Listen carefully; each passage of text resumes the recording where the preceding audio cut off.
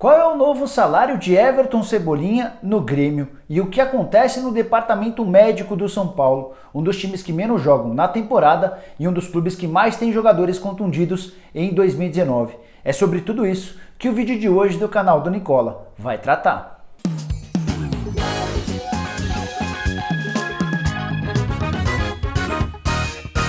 Fala aí pessoal, eu sou o Jorge Nicola e antes de começar a te passar tudo o que eu consegui apurar sobre a renovação do contrato do Cebolinha no Grêmio e os bastidores do departamento médico do São Paulo, quero dar uma dica para quem quer ganhar dinheiro com futebol. É que o Fábio, uma das referências em trader esportivo no Brasil e no exterior, abriu recentemente um canal aqui no YouTube em que ele dá uma série de dicas do que você pode e do que você não pode fazer para se dar bem no mundo das apostas esportivas. Vou deixar na descrição um link com o canal do Fábio para que você pegue as dicas por lá e se dê muito bem. Bom, vou começar esse vídeo falando sobre Everton, que nessa sexta-feira teve seu contrato renovado com o Grêmio. O vínculo só terminava em 2022 e passa a valer agora até 2023. Mais pra frente eu vou te explicar qual é a chance dele permanecer no Grêmio por todo esse tempo. Mas antes, quero te contar o que de fato mudou a partir dessa renovação de contrato. A primeira grande alteração se dá na multa rescisória, que passa a ser de 120 milhões de euros, ou seja, mais ou menos 536 milhões de reais. Isso não significa que o Grêmio só venderá o Everton por esse valor, mas passa a ser uma garantia extremamente importante diante do enorme assédio de clubes do exterior e do sucesso que ele vem fazendo até com a camisa da seleção brasileira.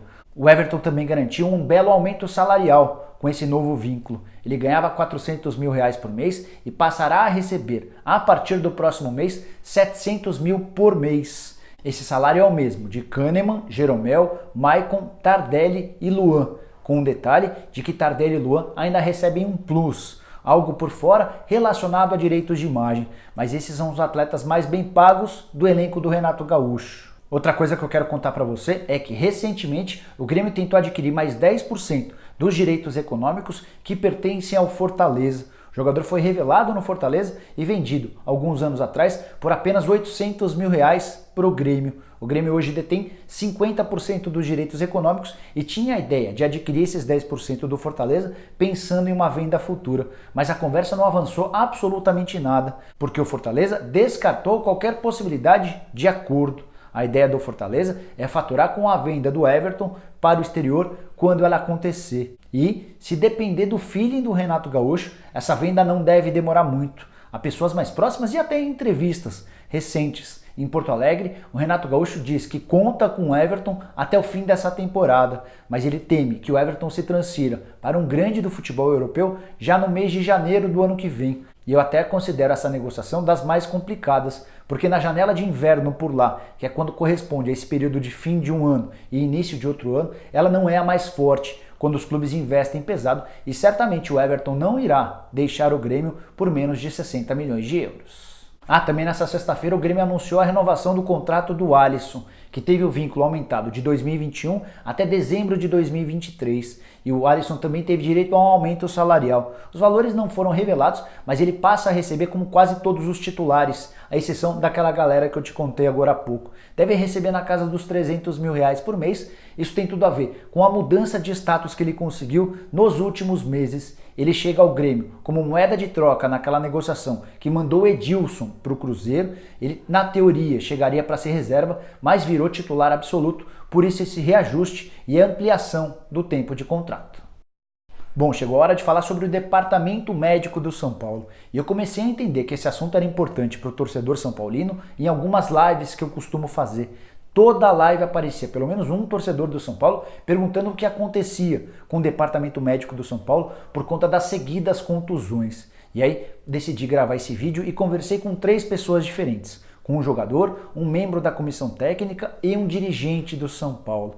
De fato, o torcedor são paulino tem toda a razão quando questiona os métodos e quando questiona principalmente o número excessivo de contusões. Alexandre Pato, Everton, Toró, Pablo, Hernanes, Lisiero, esses e muitos outros já passaram ou estão no departamento médico nesse momento. E o que mais chama atenção é que o São Paulo é dos clubes que mais tem atletas machucados, mesmo jogando muito menos do que os rivais. O São Paulo disputou até agora 44 partidas na temporada. Só para que você tenha uma ideia, o Santos, que também caiu cedo em várias das competições, tem 48, ou seja, 4 jogos a mais. O Palmeiras já tem 52 partidas no ano, 8 a mais na comparação com o São Paulo. E o Corinthians, que emplacou 58 jogos, já fez 14 a mais do que o São Paulo. A gente está falando de quase um turno inteiro do Campeonato Brasileiro. E o Corinthians tem muito menos contusões musculares e de outros tipos na comparação com o elenco são paulino. A partir do que eu ouvi dessas 3 pessoas que eu consultei, dá para dizer que é algo que preocupa o São Paulo desde o presidente Leco, passando pelo Raí, pelo Alexandre Pássaro e por membros da comissão técnica. É algo que é discutido frequentemente, mas também é preciso dizer que o departamento médico, pelo menos nesse quesito, é o menos culpado. Aquilo que eu ouvi dessas pessoas é de que o departamento médico trata o atleta contundido, e se ele se machuca, ou é por conta de um trauma, uma pancada, e aí ninguém tem culpa, ou a responsabilidade é do departamento físico, que talvez não esteja fazendo a melhor preparação ao longo da semana para evitar contusões. E nessa conta pode estar incluso também o treinador. Uma dessas pessoas que eu ouvi chegou a afirmar que o Cuca não ligava muito para a possibilidade de jogadores estourarem. Então, ao longo da semana, ele não dosava bem os treinamentos e, por conta disso, algumas das contusões podem ter acontecido de maneira mais frequente. O que o São Paulo tem feito para diminuir os problemas e as incidências de lesão? Recentemente, promoveu das categorias de base o médico Tadeu Moreno. Ele hoje divide com o Dr. Sanches a responsabilidade de cuidar do departamento médico. Mais recentemente também foi contratado um especialista em recuperação por ondas para tentar agilizar o processo de devolução do atleta contundido para o campo.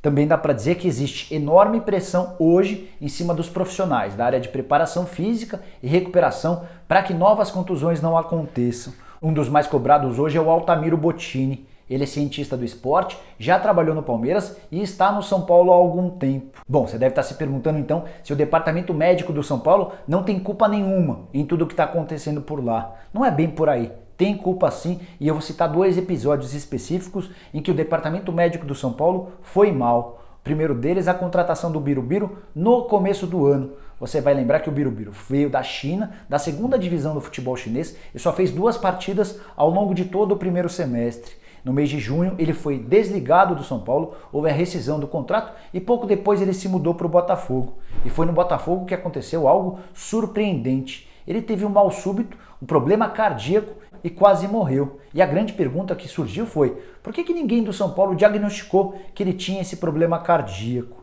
A defesa do São Paulo é de que é difícil fazer esse tipo de diagnóstico em exames preliminares, esses exames de rotina aos quais os jogadores se submetem antes de assinar o contrato. Mas o que pesou demais para queimar o filme do departamento médico junto ao torcedor e também aos dirigentes do São Paulo se deu com o Pablo, atacante que ficou de fora das semifinais e das finais do Campeonato Paulista. O pior é que existia a possibilidade ou a expectativa de que ele jogasse as semifinais. Ele sentia dor em uma das panturrilhas. Então a ideia era de que ele se colocasse à disposição para os jogos semifinais contra o Palmeiras. Não aconteceu e continuavam surgindo notícias de que ele poderia voltar para a final contra o Corinthians no Campeonato Paulista. O problema é que a dor em uma das panturrilhas passou para outra panturrilha. E o São Paulo acabou descartando a utilização do Pablo, o que pegou muito mal. Para piorar, algum tempo depois, descobriu-se que as dores na panturrilha eram fruto de um cisto na coluna. Demorou-se bastante para descobrir esse problema, o Pablo precisou de uma cirurgia e ficou um bom tempo fora. Para piorar de vez a situação, quando ele retornou, ele acabou sofrendo uma lesão no ligamento do tornozelo. Mais um tempão fora e mais uma vez o departamento médico do São Paulo em xeque. Em meio a tudo isso, os resultados dentro de campo do São Paulo também desapareceram, o que só fez aumentar a crítica em relação a todo o departamento de futebol. Dá para cravar que o São Paulo diminuirá o número de contusões? Não, não dá para cravar. O que eu posso te dizer é que hoje existe uma busca grande por explicações e para que as contusões diminuam ou desapareçam. Caso contrário, a gente vai ver ainda mais mudanças para 2020. Bom, eram essas as informações que eu queria dividir com vocês. Espero que tenham curtido o vídeo e deem um like por aqui. Quem ainda não se inscreveu no canal, se inscreva e acione o sininho, assim você passa a ser notificado toda vez que eu fizer um vídeo novo ou uma live, e use o espaço para comentários para deixar crítica, sugestão, opinião, sua pergunta para um próximo vídeo. Tudo isso é muito bem-vindo, beleza? A gente se vê em breve, um abraço!